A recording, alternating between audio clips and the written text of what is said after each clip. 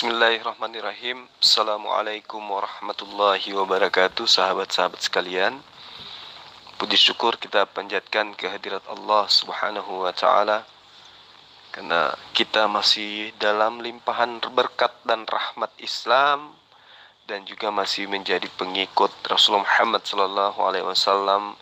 Semoga istiqamah itu senantiasa membarengi hari-hari kita. Salawat serta taslim senantiasa kita limpahkan kepada junjungan kita Rasulullah Muhammad SAW sebagai pemberkatan kepada Nabiullah Abraham, di mana Rasulullah Muhammad SAW adalah juga merupakan keturunan Nabi Abraham, Nabi Ibrahim, yang senantiasa harus kita berkati setiap saat.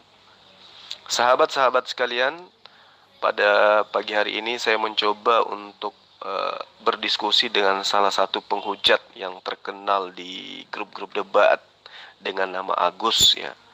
Dia ini penghujat yang senantiasa menggunakan terjemahan-terjemahan Al-Quran untuk mengolok-olok, ya, ajaran Islam, Rasulullah Muhammad SAW, Al-Quran, dan juga Allah Subhanahu wa Ta'ala. Nah, kali ini dia kepanasan dan dia lari terbirit-birit. Akhirnya lagi-lagi ketika saya datang, dia bungkam. Oleh karena semua argumen-argumen yang dia sampaikan itu dengan mudah dipatahkan. Jadi dasar pijakannya hanya asumsi takiyah. Sementara apa yang kita sampaikan adalah berdasar terhadap apa yang tertuang di dalam Al-Quran secara Alkitab, dan juga kepada gospel, ya, secara analisa akal. Nah, sahabat, insya Allah materi ini bisa membantu kita untuk mendudukkan penghujat-penghujat Al-Quran, Islam, dan Rasulullah Muhammad SAW itu sebagai sebutan serigala, bukan domba. Karena domba itu hanya ditujukan kepada pengikut-pengikut Rasulullah Isa alaihissalam, baik itu di dalam pemahaman konsep Yudaisme maupun di dalam kitab yang Kristen imani sekarang sebagai firman Tuhan. Ya, mungkin begitu sebagai pengantar, ya, sahabat-sahabat sekalian. Melalui konten ini juga saya meminta dan saya mengucapkan banyak terima kasih atas perhatian dan atensinya, atas dukungannya, atas doa-doanya yang baik terhadap saya dan keluarga, dan juga semua muslim dan muslimat yang lainnya. Dan saya minta maaf ketika ada bahasa atau kata-kata atau kalimat yang kurang berkenan.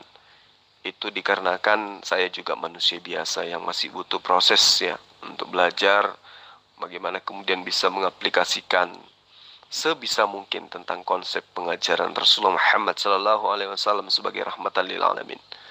Yang pada intinya saya berterima kasih banyak kepada sahabat-sahabat sekalian, ya, dan juga kepada admin yang banyak membantu saya untuk menyiarkan dan menyampaikan apapun yang menjadi kajian-kajian kita di setiap kita berdiskusi atau berdialog. Saya kira seperti itu para sahabat sekalian. Terakhir saya meminta supaya para sahabat itu menjaga kesehatan, ya, memperhatikan lingkungan. Dalam arti kata, dalam situasi menjelang bulan suci Ramadan, diharapkan sahabat semua dalam keadaan sehat walafiat bersama dengan keluarga. Saya kira seperti itu, ya. Saya akhiri, wabillahi taufiq wal hidayah. Assalamualaikum warahmatullahi wabarakatuh. Siapa yang bodoh, Abdul? Hah? Baru satu gambar aja kamu udah kelojotan kayak setan. Hah? Lalu apa maksudnya? Allah itu mewajibkan kamu memalingkan wajahmu menyembah Masjidil Haram. Di mana Ka'bah itu berada? Ayo, mau baca itu surat Sapi dari ayat 142 sampai 150. Atau mau baca lagi itu surat Al-Baqarah 198 sampai 203. Hendaklah kamu apa? Lakukan haji dan berzikirlah kamu selama kamu di situ dengan memohonkan ampunan dosa. Apa kurang bodoh? Allah hanya bisa mengampuni dosa kalau kamu di Mekah, di Arafah, di Madinah. Di mana logikanya? Bismillahirrahmanirrahim. Sahabat-sahabat sekalian, saya keliling grup ya. Dan setelah saya masuk di grup Master Debat, saya membuka VN seorang serigala bernama Agus yang lagi berdialog dengan seorang muslimah atas nama Mas Ayu Fitrianti. Jadi di sini si serigala Agus ini mencoba untuk memahami terjemahan Al-Quran berdasarkan pemahamannya sendiri, tidak berdasar terhadap disiplin ilmu di dalam mengkaji ayat-ayat suci Al-Quran. Jadi dia pahami dengan pemahaman serigalanya dia. Dia mencoba untuk menyampaikan kekeliruannya dia terhadap makna daripada surah Al-Baqarah. Jadi saya ngambil satu ayat saja supaya dia paham ya. Bismillahirrahmanirrahim. Laisa 'alaikum junahun an tabtagu fadlan min rabbikum wa idza afantum min arafati fazkurullah 'indal mash'aril haram واذكروه كما هداكم وإن كنتم من قبل لمن الضالين.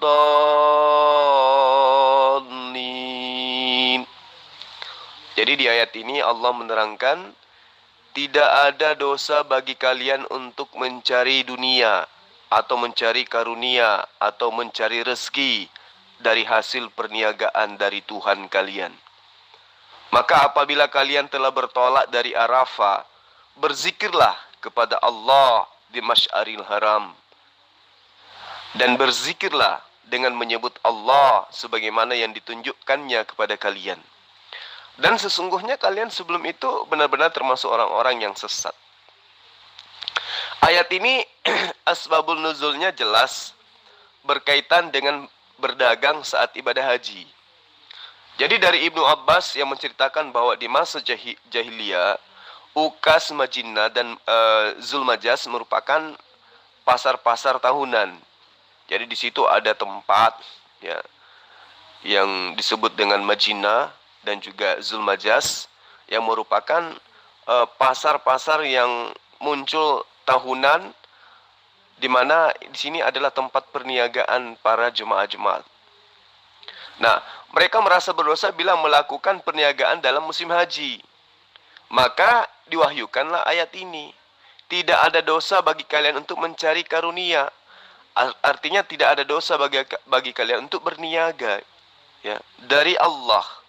Ini diterangkan dalam surah Al-Baqarah yang saya bacakan tadi. Jadi menggandakan niat ibadah haji dan berdagang itu boleh, dengan niat utamanya adalah niat ibadah haji. Demikian juga niat tambahan mencari rezeki ya, itu dibolehkan. Dan juga dengan bersilaturahmi itu juga dibolehkan. Rasulullah Muhammad SAW di dalam hadis Bukhari pernah bersabda, siapa yang suka dilapangkan rezekinya dan dipanjangkan umurnya, hendaklah dia menyambung silaturahmi. Jadi ayat ini tidak ada yang menceritakan tentang apa yang dituduhkan oleh serigala berbulu domba ini. Ya, di situ dikatakan apabila kalian bertolak dari Arafah, berzikirlah kepada Allah di Masy'aril Haram. Enggak ada masalah. Jadi Arafah ini adalah merupakan tempat wukuf dalam ibadah haji dan sebagai tiang dari semua pekerjaan haji. Rasulullah Muhammad SAW haji itu hanyalah di Arafah sebanyak 3 kali. Barang siapa yang menjumpai hari Arafah sebelum fajar menyingsing, berarti dia telah menjumpai haji. Dan hari Mina itu adalah 3 hari. Karena barang siapa yang ingin cepat berangkat dari Mina sesudah 2 hari, maka tiada dosa baginya. Dan barang siapa yang ingin menangguhkan keberangkatannya dari 2 hari itu, maka tidak ada dosa baginya. Nah, ini tidak dipahami oleh serigala-serigala. Tidak paham mereka. Ya, termasuk Agus ini. kaitannya dengan ibadah haji yang sudah dinubuatkan di dalam kitabnya Bani Israel, itu si serigala ini tidak ngerti gitu loh. Ya, tidak ngerti dia bahwa apa yang kemudian dilakukan oleh umat Islam itu tidak menyembah kepada Ka'bah. Apa yang dilakukan oleh umat Islam itu semata-mata menjalankan syariat. Ya. Tapi serigala ini tidak ngerti dia. Di dalam Ulangan 12 ayat 5, di situ dinubuatkan. Tetapi tempat yang akan dipilih oleh Tuhan Allah dari segala sukumu sebagaimana wilayah itu atau tempat itu untuk menegakkan namanya di sana, tempat itulah harus kamu cari dan ke sanalah harus kamu pergi. Ini di mana ini? Tidak lain dan tidak bukan adalah tanah suci Mekah. Ya, tempat itulah harus kamu cari dan ke sanalah harus kamu pergi. Ini perintah dan ini adalah nubuatan. Tetapi tempat yang akan dipilih oleh Allah dari segala suku bangsamu untuk menegakkan namanya di sana, tempat itulah yang harus kamu cari dan ke sanalah harus kamu pergi. Ini bukan ke Vatikan, bukan ke Yerusalem ini, tetapi ke Mekah. Ya, hanya digenapi oleh ajaran Islam. Ya. Lalu kemudian di dalam Yehezkiel 40, Yehezkiel 42 dan seterusnya itu nubuatan itu sangat jelas di situ. Tapi ya namanya serigala mana peduli dia. Dia lebih utamakan menghujat daripada mencari ilmu. Logika kalian yang ngaco, ya. Surat Muhammad ayat 7. Nah, tolonglah Allah sebelum Allah menolong meneguhkan posisimu. Maksudnya apa? Allahmu tidak berdaya tanpa tangan manusia? Atau An-Nisa 85. Berilah pertolongan yang baik kepada Allah, atau dia akan menambahkan dosamu. Lagi-lagi Allah minta tolong. Di mana logikamu? Itu bukti Allahmu itu manusia. Masih mau bantah apa lagi? Lalu kemudian makhluk serigala unik ini yang bernama Agus ini ya, mencoba kembali untuk memahami dan menjelaskan terjemahan Al-Quran. Sekali lagi, serigala yang bernama Agus ini mencoba untuk memahami, menafsirkan terjemahan. Jadi bukan Al-Quran, tapi terjemahan Al-Quran dia pahami berdasarkan otaknya yang penuh dengan lemak babi. Ya, karena ajaran pagan menyembah kepada manusia. Dia mengangkat terjemahan Al-Quran surah Muhammad ayat 7. Ya ayyuhalladzina amanu in tanzurullah yanzurukum wa yudabbits aqdamakum. Hai orang-orang yang mukmin, orang-orang yang membenarkan Allah dan Rasul-Nya, serta orang-orang yang melaksanakan syariatnya.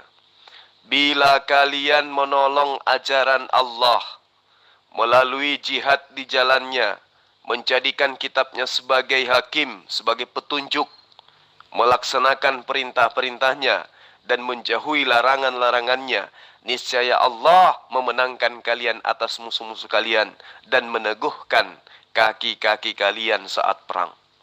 Jadi, ini ayatnya sangat-sangat sederhana sebenarnya. Kalau serigala ini menggunakan akalnya manusia, tapi lagi-lagi dia menggunakan akal serigala. Hai orang-orang yang mukmin, jika kamu menolong ajaran Allah atau agama Allah, bukan Allah yang ditolong, ya, tetapi ajarannya, sebagaimana ajarannya ketika datang kepada Abraham, itu ditinggal, dibatalkan oleh serigala-serigala. Bagaimana kemudian ketika Musa datang, itu ajarannya juga dibantah oleh serigala-serigala, diplesetkan oleh serigala-serigala. Begitu Yesus datang, juga mengajarkan ajaran Allah, lagi-lagi diplesetkan oleh serigala-serigala. Jadi itulah kemudian Allah menyeru, niscaya Allah akan menolong dan meneguhkan kedudukan orang-orang yang menjalankan syariatnya. Makanya Yesus mengatakan, jangan kamu kira aku datang untuk meniadakan hukum Taurat. Sesungguhnya aku datang untuk menggenapi. Barang siapa yang menghilangkan setitik pun dan juga mengajarkan kepada orang lain, artinya dia tidak menolong agama Allah, maka dia akan menempati tempat terendah, yaitu neraka. Itu ajaran Yesus loh. Jadi serigala bernama Agus ini nggak paham Al-Quran, tapi mencoba untuk memelintir terjemahan.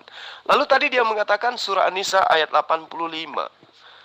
May yasfa'a syafa'atan hasanah yakullah nasibum minha wa may yasfa'a syafa'atan sayyi'ah yakullahu kiflum minha wa kana Allahu ala kulli syai'in mukhita.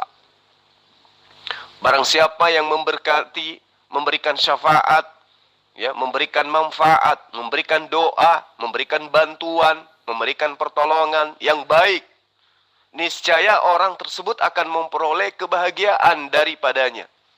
Dan barang siapa memberikan bantuan, ya, pertolongan yang buruk, niscaya ia akan memikul bagian daripada dosa daripadanya. Allah Maha Kuasa atas segala sesuatu.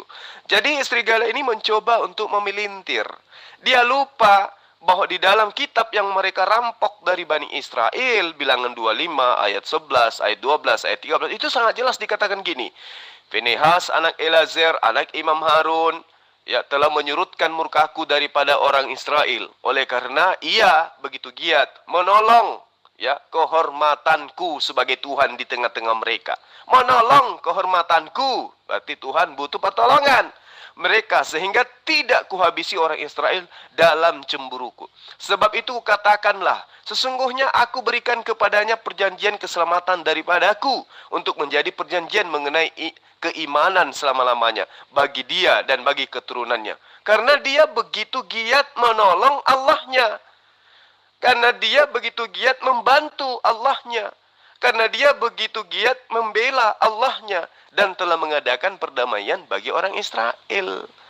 Jadi dalam ayat ini dikatakan, aku tidak menghabiskan orang Israel karena Pies anak Elazar, anak Imam Harun, telah membantuku, telah menolong kehormatanku. Nah, si serigala ini buta. Belum lagi kalau kita lihat di dalam Hakim-Hakim 5 ayat 23 kalau saya tidak salah ingat. Kutukilah kota Meros, firman malaikat Tuhan. Kutukilah habis-habisan penduduknya, karena mereka tidak datang menolong Tuhan. Karena dia tidak datang membantu Tuhan. Karena dia tidak datang membela Tuhan. Ya, dia tidak datang membantu Tuhan sebagai pahlawan. Lucu kan? Nah, jadi umat serigala ini mencoba untuk memelintir ayat terjemahan Al-Quran, tetapi dia lupa kitab yang mereka curi dari Bani Israel. Justru Tuhan murka karena orang-orang Meros itu tidak datang menolong Tuhan. Kan kasihan kalau sudah kayak gini. Justru ini hujatan yang tak berbobot. Katamu dosa tidak diampuni oleh Yesus. Faktanya, ya, tertulis Yohanes 8 tentang perempuan berzina. Pergilah, dosamu sudah diampuni dan jangan berbuat dosa lagi. Siapa dia? Dia mengampuni dosa. Jelas tertulis. Dia cuma manusia, Bo. Nah, apa yang dimaksud dengan dosa? Dosa adalah tidak melakukan 100% perintah Allah. Nah, tentulah kamu juga berdosa. Nah, perintahnya adalah untuk apa? Beribadah pada hari Sabat. Nah, lalu kamu sembahyang hari Jumat. Nah, itu udah jelas menampar mukamu sendiri bahwa kamu anti Taurat. Lalu kemudian serigala bernama Agus ini mencoba untuk menanggapi tulisan dari Ukhti Mas Ayu Fitrianti, ya, dari Malaysia. Ukhti ini menulis gini, Tuhanmu Yesus itu sangat lemah. Dia tidak mampu mengampuni dosa manusia, melainkan harus mengorbankan dirinya. Ya betul, itu betul. Yesus itu memang lemah karena dia bukan Tuhan, dia hanya manusia biasa. Lalu kemudian serigala ini mencoba untuk menanggapi bahwa Yesus itu maha pengampun dengan mengambil Yohanes 8. Ini lucu nih serigala satu ini, unik dia. Jadi dia mencoba untuk mengambil cerita ketika Yesus itu pergi ke Bukit Zaitun. Di sana Yesus pergi ke sana itu tujuannya untuk apa? Untuk berdoa. Lalu kemudian orang-orang Farisi dan ahli Taurat datang. Lalu kemudian membawa seorang perempuan yang kedapatan berbuat zina gitu loh. Mereka kemudian menempatkan perempuan itu di tengah-tengah mereka, lalu kemudian mereka memanggil Yesus itu sebagai rabi. Ya. Jadi kalau orang yang hidup sesama Yesus aja memanggil Yesus itu rabi, ahli Taurat loh. Para ahli-ahli Taurat dan orang-orang Farisi membawa perempuan yang dituduh berzina ke hadapan Yesus. Lalu mereka berkata, "Wahai Rabi." Tidak ada yang memanggil dia itu seperti yang dilakukan oleh Kristen serigala-serigala ini. Nggak ada. Orang yang sesama dengan Yesus justru memanggilnya Rabi. Perempuan ini tertangkap basah ketika ia sedang berbuat zina. Lalu Musa dalam hukum Taurat memerintahkan kita untuk melempari perempuan yang berzina. Apakah pendapatmu tentang hal itu? Nah, jadi orang-orang ahli Taurat ini dan orang Farisi ini melapor ke seorang rabi, seorang guru, ya. Lalu sang guru ini, ketika orang-orang ini terus-menerus bertanya kepadanya, Yesus sang guru ini pun bangkit lalu berkata kepada mereka, "Barang siapa di antara kamu tidak berdosa, hendaklah yang pertama melemparkan batu kepada perempuan itu." Lalu sang guru Rabi ini, ya, yang kemudian dilantik menjadi Tuhan oleh para serigala, membongkok pula dan menulis di tanah di dalil satu perikop dari Yohanes 8 ini. Lalu mendengarkan perkataan itu, setelah dia mengatakan, "Siapa di antara kalian yang tidak berdosa, maka hendaklah dia yang pertama melempari perempuan ini." Nah, orang-orang yang ada pada saat itu bepergian semua meninggalkan perempuan itu. Akhirnya tinggallah Yesus seorang diri dengan perempuan yang dituduh sebagai bezina. Lalu Yesus bangkit dan berdiri dan berkata, "Hai perempuan, di manakah mereka? Tidak adakah seorang yang menghukum engkau?" Jawab perempuan itu, "Tidak ada, Rabi." Lalu Yesus mengatakan, "Aku pun tidak menghukum engkau. Pergilah dan jangan berbuat dosa lagi mulai dari sekarang." Jadi tidak ada yang Yesus mengatakan, "Pergilah, dosamu sudah kuampuni." Tidak ada. Di ayat 11-nya, jawab perempuan itu, "Tidak ada, Rabi, tidak ada, Adon, tidak ada, Tuhan." Lalu Yesus menjawab, "Aku pun tidak menghukum engkau. Pergilah dan jangan berbuat dosa lagi mulai dari sekarang." Sudah, perikopnya seperti itu. Nggak ada dosamu telah kuampuni. Kenapa orang-orang ahli Taurat ini dan orang Farisi ini tidak melempari batu? Karena sang guru mengatakan, jika kalian ada yang tidak pernah melakukan dosa, kalianlah yang pertama melemparinya. Lalu kenapa Yesus juga tidak melempari orang ini? Nah, ini harus dijawab. Kan Yesus mengatakan, "Barang siapa di antara kamu tidak berdosa, hendaklah ia yang pertama melempari batu." Kenapa Yesus tidak ikut melempari batu? Berarti Yesus itu juga punya dosa dong. Barang siapa di antara kamu tidak berdosa, hendaklah ia yang pertama melemparkan batu kepada perempuan ini. Nah, Yesus juga tidak melemparkan batu. Berarti Yesus juga ragu terhadap dirinya. Betulkah? Ya. Karena Yesus pernah mengambil gandumnya orang pada hari Sabat. Coba, tanpa minta. Karena Yesus pernah mengambil keledainya orang tanpa minta dan tidak dikembalikan sampai hari ini. Dan Yesus pernah mengatai ibunya sebagai perempuan, sebagai perampok, sebagai pencuri. Coba. Semua manusia yang datang sebelum aku adalah pencuri dan perampok. Ibunya adalah manusia dan ibunya lebih dulu datang daripada dia. Berarti Yesus dengan terang-terangan menuduh ibunya sebagai perampok dan pencuri. Itu sangat jelas, ya. Dia katakan semua orang yang datang sebelum aku adalah pencuri dan perampok. Itu perkataan Yesus di dalam Yohanes 10 ayat 8. Ya, insya Allah ayat 8. Semua orang yang datang sebelum aku adalah pencuri dan perampok. Coba. Berarti dia juga menuduh ibunya sebagai pencuri dan perampok. Jadi si Agus Serigala ini ngaku-ngaku domba, ngaku-ngaku pengikut Yesus ini itu mencoba untuk menipu kita, ya, menipu orang-orang yang ada di sini, di grup ini, dengan mengatakan bahwa Yesus itu Maha Pengampun. Gak ada Yesus itu Maha Pengampun. Yesus gak bisa.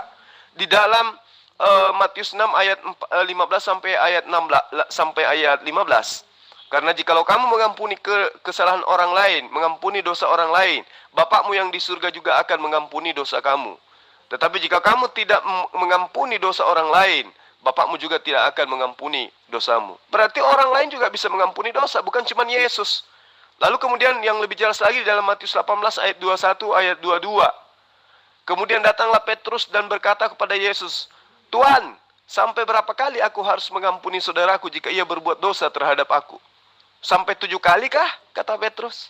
Lalu kemudian sang Tuhan ini berkata kepada Petrus, bukan, aku berkata kepadamu, bukan sampai 7 kali, melainkan sampai 70 kali. Ya kan? Berarti orang lain juga bisa mengampuni dosa, bukan cuma Yesus. Justru tadi ketika Uhti ya, yang dari Malaysia ini bertanya, dia mengatakan bahwa Yesus itu lemah karena dia tidak bisa mengampuni dosa. Dia harus datang jadi manusia, ditampar, diseret, dibunuh oleh manusia untuk menebus dosa. Padahal itu ajaran pagan, itu ajaran Yunani, ajaran yang tidak diajarkan oleh Yesus. Oh, mulai provokasi ya Om ya. Apa masalahmu dengan kamu yang membahas Al-Quranmu sendiri tanpa comot-comot Alkitab? Jawab saya. Oh beda Gus, kamu sebagai serigala memahami terjemahan tanpa ilmu. Ya, kamu nggak ngerti ilmu Quran, tapi terjemahan kamu pelintir. Kalau saya mengambil ayat-ayat gospel, bukan Alkitab, gospel, ya itu untuk menampar kamu, karena saya lebih paham gospel daripada kamu. Lawang kamu serigala, saya manusia, beda dong. Serigala nggak berakal, manusia berakal. Gitu Gus, paham nggak? Iya, justru kamu jangan mengutip ayat sesukamu. Ya, tuliskan itu Galatia 13 seutuhnya. Jangan dipotong setengah. Nih, ya saya bantu untuk kamu pahami ya, Serigala Agus. Galatia 3 ayat 13 yang kau minta ya. Kristus telah menebus kita dari kutuk hukum Taurat dengan jalan menjadi kutuk karena kita, sebab ada tertulis terkutuklah orang yang digantung pada kayu salib. Justru kalau kamu itu punya otak, orang yang dikutuk, orang yang dihukum di atas tiang salib, itu adalah nabi palsu. Ya, itu adalah nabi palsu. Alkitab sangat jelas menerangkan di dalam Ulangan 18 bahwa nabi palsu itu ya harus disalib. Nabi palsu itu tidak boleh dimakamkan mayatnya lebih dari masa hari Sabat itu datang. Dan itu dipraktekkan oleh Kristen terhadap imannya, terhadap ajarannya kepada Yesus melalui editan-editan kitab mereka. Jadi kalau Yesus Anda katakan terkutuk karena membebaskan kalian dari hukum Taurat, itu lucu. Karena hukum Taurat itu diperuntukkan untuk Bani Israel, sementara kalian adalah Bani Serigala, nggak nyambung.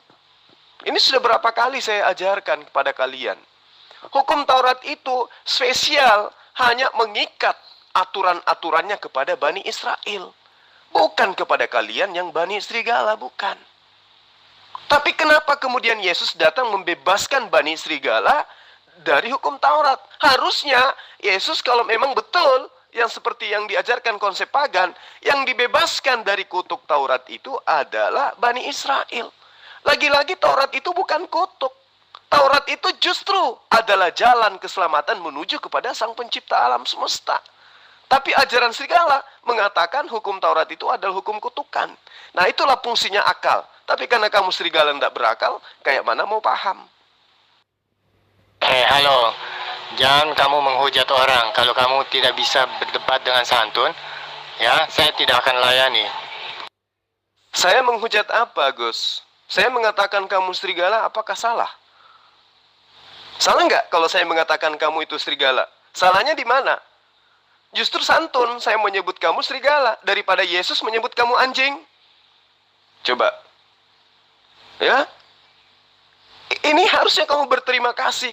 Saya memberikan kamu kedudukan yang spesial. Serigala. Binatang yang bagus, yang kuat, yang buas. Itulah kamu. Kamu mau diakui sebagai domba? Di mana judulnya?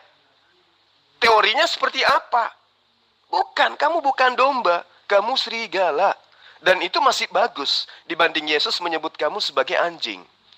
Paham sampai sini? Iya, masalahnya saya bukan disuruh makan buku, Om. Allah saya itu hidup, bukan Allahmu yang hanya bisa membatu dari zaman dulu. Jadinya uji nalar, uji logika, uji bukti. Tuhanku sanggup melakukan. Nah, itu saja, udah cukup. Yang namanya Tuhan memang sanggup segala-galanya. Tidak seperti Yesus, tidak bisa berbuat apa-apa dari dirinya sendiri. Tapi bukan Tuhan yang sedang saya bahas. Yang saya bahas itu kamu, serigala berbulu domba, yang tidak paham terhadap gospel. Justru saya lebih paham daripada Anda. Tapi saya maklumi, Anda kan serigala. Serigala itu kan hewan. Wajar dong. Iya kan? Nah sekarang kamu ingin mengajarkan orang di grup ini dengan menjabarkan terjemahan-terjemahan Al-Quran. Ilmu kamu apa? Selain kebencian, ya, selain iri, sakit hati, dengki, cemburu terhadap kebenaran Islam. Kamu mencari celah dengan mengais-mengais terjemahan. Beda dengan saya. Saya paparkan semuanya dengan fakta, sesuai dengan dasar yang ada. Kamu katakan Yesus itu Tuhan. Tuhan dari mana? Apanya yang kamu sebut Yesus itu Tuhan? Kalau bukan konsep pagan, terus konsep apa? Kapan Yesus mengajarkan dirinya adalah sang pencipta alam semesta? Karena itulah saya mengatakan Anda itu serigala. Mencoba membawa-bawa nama Yesus, menjajakan Yesus kemana-mana. Seakan-akan Yesus itu pernah mengajarkan untuk menjadi seorang Kristen. Yang mengajarkan orang menjadi Kristen itu Paulus. Yang mengajarkan tentang kekristenan itu Paulus. Murid-murid Yesus yang asli sudah menerima pesan dari gurunya Yesus.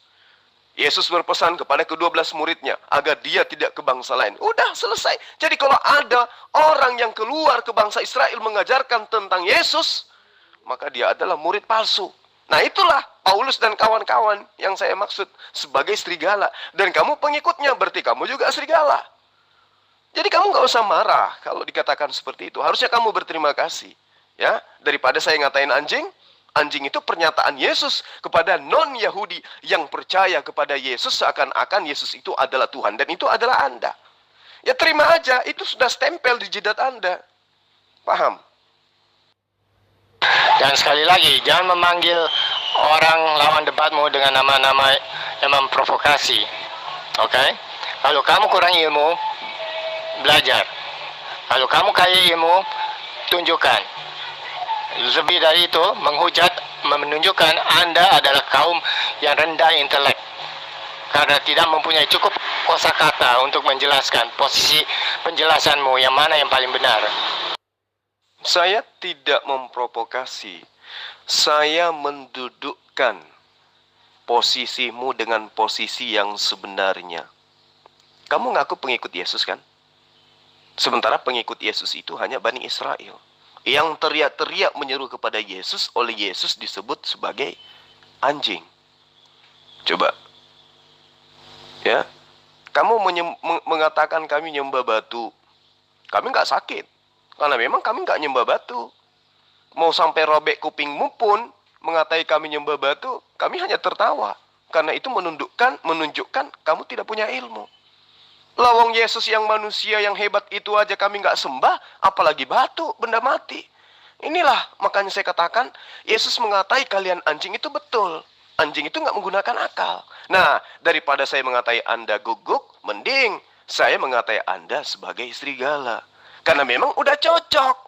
Yesus di dalam Matius 7 ayat 15 mengatakan, waspadalah terhadap pengajar-pengajar palsu yang datang kepadamu dengan menyamar seperti domba, tetapi sesungguhnya mereka itu adalah serigala yang buas. Nah inilah kamu. Saya mengatai Anda itu serigala bukan tanpa dalil. Dalilnya lagi-lagi dalam kitabmu. Berjaga-jagalah tentang pengajar palsu yang datang kepadamu dengan pakaian domba. Pakaian domba itu maksudnya apa? Ngaku sebagai pengikut Yesus. Siapa yang mengaku sebagai pengikut Yesus? Islam. Kristen yang mengaku sebagai pengikut Yesus. Tetapi kata Yesus, mereka itu bukan domba, melainkan serigala yang ganas. Ya. Namun waspadalah terhadap pengajar-pengajar palsu yang datang kepadamu dalam pakaian bulu domba, tetapi di dalamnya mereka adalah serigala yang buas. Siapa ini? Siapa yang dimaksud dengan domba? Bani Israel. Siapa yang menyamar-nyamar sebagai Bani Israel? Kristen. Coba. Siapa yang selama ini mengaku kitabnya Bani Israel perjanjian lama lalu kitabnya perjanjian baru? Siapa? Kristen. Siapa yang menyamar sebagai pengikut Yesus? Islam. Mana ada Islam menyamar sebagai pengikut Yesus? Nggak ada. Yang menyamar sebagai pengikut Yesus dengan menamai diri mereka dengan Kristen. Kristen itu apa artinya? Kepanjangannya apa? Artinya. Kristen itu artinya apa? Ya, seluruh dunia mengartikan Kristen itu pengikut Yesus. Nah, benarkah mereka ini pengikut Yesus? Coba. Kemudian pertanyaan yang simpel yang harus kamu jawab dengan baik. Yang mana yang menyamar menjadi Yahudi? Orang Yahudi atau orang non-Yahudi? Otak pakai. Tentu yang menyamar sebagai orang Yahudi adalah non-Yahudi. Orang Yahudi tidak mungkin menyamar menjadi Yahudi karena memang dia sudah orang Yahudi. Tapi yang menyamar menjadi orang Yahudi adalah non-Yahudi. Nah, sekarang siapa yang menyamar sebagai Yahudi dengan mengatakan kami adalah Yahudi rohani? Siapa? Kristen kan? Nah, apa yang dikatakan oleh Yesus? Waspadalah kepada pengajar-pengajar palsu yang datang kepadamu menyamar seperti domba, menyamar seperti Yahudi, menyamar seperti Bani Israel. Tetapi sesungguhnya mereka adalah non-Yahudi dan mereka adalah serigala yang buas. Kurang apa lagi? Kenapa sayang? Mau cukur? Sedikit lagi ya. Nggak usah, nanti aja. Oke, saya lanjut sedikit. Ya. Di dalam Matius 15 ayat 28. Ini penerapannya ya. Supaya Anda Agus Serigala ini paham. Bahwa apa yang saya katakan, saya juga sudah mengatakan teman-teman di tim saya. Jangan pernah menyebut Kristen itu sebagai domba. Karena itu adalah membuat kepala mereka semakin besar. Ya.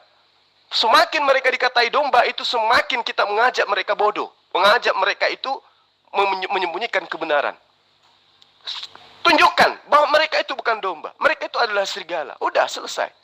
Dan saya minta kepada tim-tim saya, jangan pernah menyebut Kristen itu yang khususnya yang ada di grup debat, yang selalu memaki-maki Islam. Selalu memaki-maki Rasulullah Muhammad SAW. Selalu memplesetkan ayat-ayat suci Al-Quran. Jangan pernah sebut sebagai domba. Sebutlah dia dengan kedudukannya yang sebenarnya. Yaitu serigala. Ya. Nah, di dalam Matius 15 ayat 21 sampai ayat 28, Yesus pergi di situ dan menyingkir ke daerah Tirus dan Sidon. Maka datanglah seorang perempuan non-Yahudi dari daerah itu dan berseru, "Kasihanilah aku, ya Tuhan anak Daud.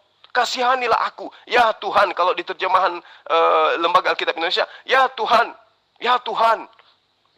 Ya Tuhan, kasihanilah aku. Tetapi di situ dia tuliskan, "Ya Tuhan anak Daud." Berarti anak Daud Tuhan. Waduh, anak manusia jadi Tuhan. Nah, inilah yang saya katakan, pengajar-pengajar palsu. Karena anakku perempuan kerasukan setan dan sangat menderita. Tetapi apa respon Yesus? Yesus sama sekali tidak menjawabnya. Lalu murid-muridnya datang dan meminta kepada Yesus. "Suruhlah ia pergi," kata Yesus. Ketika muridnya datang, "Tolonglah dia Yesus." Yesus bilang apa? "Suruhlah dia pergi." Dia mengikuti kita dengan teriak-teriak. "Yesus Tuhan, tepuk tangan untuk Yesus." Gitu. Kenanya kepada siapa? Kristen. Lalu jawab Yesus, "Aku diutus hanya kepada domba-domba yang hilang dari umat Israel." Apa jawaban non-Yahudi itu? Ya, mendekat kepada Yesus. Menyembah, sujud, menghormat dia kepada Yesus sambil berkata, "Tuhan, tolonglah aku."